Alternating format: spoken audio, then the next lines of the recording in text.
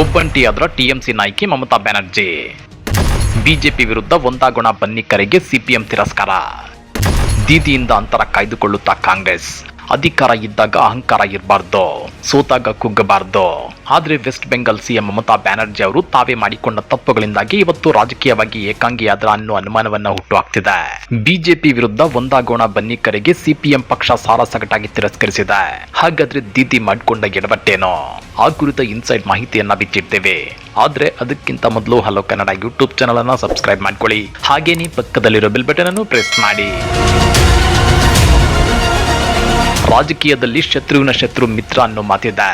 ಆದ್ರೆ ಬಂಗಾಳದ ರಾಜಕೀಯದಲ್ಲಿ ಇದು ಉಲ್ಟಾ ಹೊಡೆದಂತಿದೆ. ಬಿಜೆಪಿ ವಿರುದ್ಧ ನಾವೆಲ್ಲ ಒಂದಾಗೋಣ ಬನ್ನಿ ಅಂತ ದೀದಿ ಕರೆ ಕೊಟ್ಟ ಬೆನ್ನಲ್ಲೇ ವಿಪಕ್ಷಗಳ ಒಕ್ಕೂಟದಲ್ಲಿ ಸಂಚಲನ ಶುರುವಾಗಿದೆ. ಆದ್ರೆ ಈ ಚರ್ಚೆ ಕಾವಿರುವ ಮೊದಲೇ ಮಮತಾ ಬ್ಯಾನರ್ಜಿಗೆ ಬಿಗ್ ಶಾಕ್ ಸಿಕ್ಕಿದೆ. ಒಂದಾಗೋಣ ಎಂದವರಿಗೆ ಎಡಪಕ್ಷಗಳು ಕೊಟ್ಟ ತಿರುಗೇಟು ಎಂತದ್ದು. ಮಮತಾ ಬ್ಯಾನರ್ಜಿ ಅವರಿಂದ ರಾಹುಲ್ ಗಾಂಧಿ ಕೂಡ ಅಂತರ ಕಾಯ್ದುಕೊಂಡ್ರ.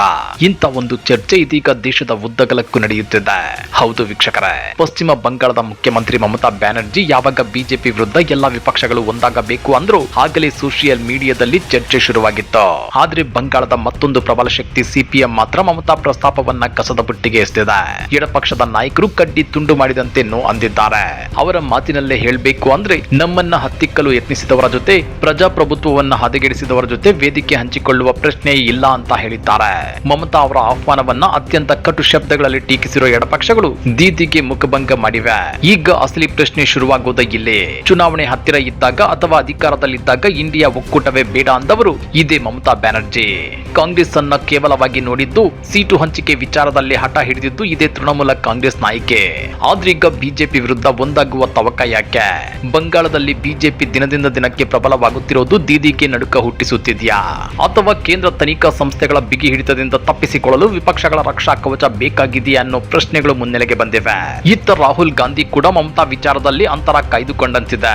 ಈ ಹಿಂದೆ ಮಮತಾ ಬ್ಯಾನರ್ಜಿ ಕಾಂಗ್ರೆಸ್ ಮುಕ್ತ ಭಾರತದ ಬಗ್ಗೆ ಮಾತನಾಡಿದಾಗ ಸುಮ್ಮನಿದ್ದ ಕೈ ನಾಯಕರು ಈಗ ಮಮತಾ ಅವರ ಒಗ್ಗಟ್ಟಿನ ಮಂತ್ರಕ್ಕೆ ಅಷ್ಟು ಸುಲಭವಾಗಿ ಬಲಿಯಾಗುವಂತೆ ಕಾಣುತ್ತಿಲ್ಲ.